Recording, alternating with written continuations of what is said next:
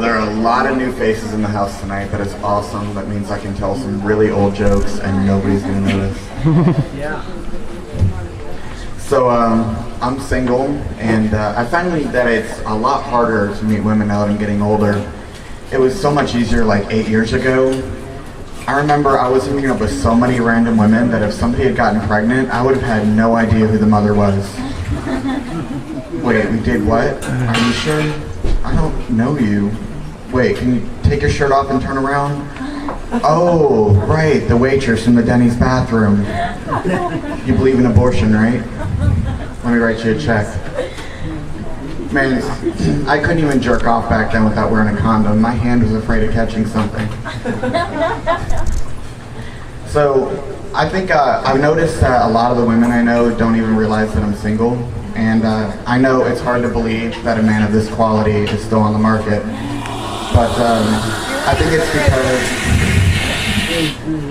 it's because I have a female best friend, and we go everywhere together. We do everything together. We really love each other. We even share the same bed sometimes. But there's no sex involved.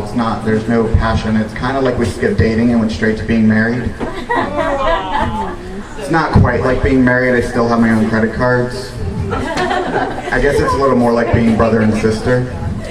And I admit I'd like a little bit more from the relationship, to be honest. More like West Virginia siblings. Or Polk County. Now, I actually use Polk County because it sounds good and it's likely to offend somebody in the audience. But a recent experience made me want to change that to Spring Hill. I got a call from my ex-wife a couple of weeks ago who told me that her crack-addicted alcoholic, her husband, had kicked her ass again, and she needed a safe place to stay for a while. And my first reaction is, so what'd you do to deserve it? Now, let me be clear, I don't hate women, I don't support hitting women, but I was married to that woman, and if I was a crack-addicted alcoholic, I could see the temptation. Now, I think the reason that our marriage broke up, to be honest, is we had completely different sexual appetites. I wanted to have sex every day, and she, was having sex every day. And I'm not going to say she was a whore, but she did recently receive an award for the tourist dollars her vagina was bringing to the community. Now, back when I was in the service, she was actually sleeping with so many GIs back home that the USO was sending donations to her. So, underneath this asshole exterior is a slightly lesser asshole, and she's in real trouble, so I go up to Spring Hill to pick her up. And I'm sitting in the driveway waiting for her to load up her stuff, and this greasy-looking dude in a wife beater, kind of appropriate, is just watching us load up the car. So we get down the road and I ask her, was that your cousin or your husband? Yes. I just thought she had to have misheard me. There was no way. So a few minutes later I asked her, so why didn't you just call the cops on the asshole? And she said, because our grandmother would be really upset with me. Okay, wait, what? Go ahead, funny man, get it out of your system. Man, I dogged her for the entire 45-minute drive home. I beat that dead horse like a Spring Hill redneck beats his wife. Now, by the time we got back to my place, she was so fed up with me that she wanted to go back to him. Which is kind of okay because I'm dating and it's a little hard to explain to I'm screwing that one up. So anyway, I have not a lot of female friends actually. One of my female friends asked me recently to go on a pretend date with her. Now, this has to be a female invention. Let me get this straight. You want me to pick you up in my car and take you out on my dime, and you're going to tell me before the night even begins that I'm a really nice guy, but you're just not that into me.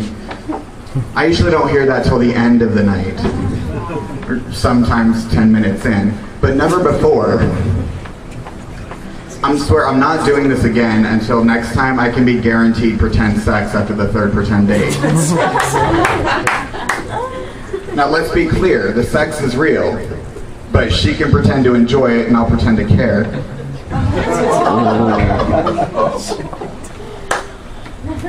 So I try going out to bars, I try meeting women out that way, and I always end up being the wingman because the friends I go out with have the coolest jobs. Like, one of them's a fighter pilot, I'm not kidding. One of them's a rhino trainer, you know, a rock singer. I do IT for a bank. Never in the history of women has a woman gotten her panties wet for the computer guy at a bar. It doesn't happen. But I have one IT friend though I go out with pretty often, and he actually does really well. He lies to women, but I don't mean he lies in the classic ways like I'm a doctor or a lawyer. He comes up with like the most ridiculous shit. He told a woman one night that he was a chemist. Really? For what company? Oh, it's this small pharmaceutical outfit I run out of my trailer. He actually got a number off of that. I couldn't believe it. No, a couple weeks later, he tells this girl that he's like a paparazzi. It's like, what do you mean like a paparazzi? You mean like you take pictures of celebrities? It's like, no, actually I meet random women in bars and I follow them home and take pictures through their windows. He actually goes home with a girl. I mean, if I had tried using that same line, it would have come off as creepy as me telling some girl I'm gonna follow her home and take pictures. But so obviously going to bars really isn't working for me. I tried online dating and I guess I really just don't get it. I don't know how to fill out the profile because I want to be honest, but I don't want to be too honest. Like, you never see an online dating profile that says, I'm an arrogant, self-absorbed narcissist who's hung like a hamster and has a slight case of herpes. I'm kidding, there's no way that's a slight case of herpes. And I guess my friends tell me I'm trying too hard, that if I just do the things that I love, I'll meet women who love the same kind of things. So after 6 months of watching Stargate reruns in my living room, I wasn't meeting a whole lot of people. So I had to branch out a little bit. And I really like games, so I started going to these game nights. And one of my favorite games to play is this game called Things.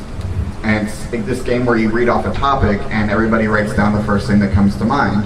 You try to guess who said what. Now, I really love this game, but I suck at it because the most inappropriate answer is probably mine. Like, the topic could be something like things that you'd like to own. My answer is a sweatshop and 32 Haitian orphans.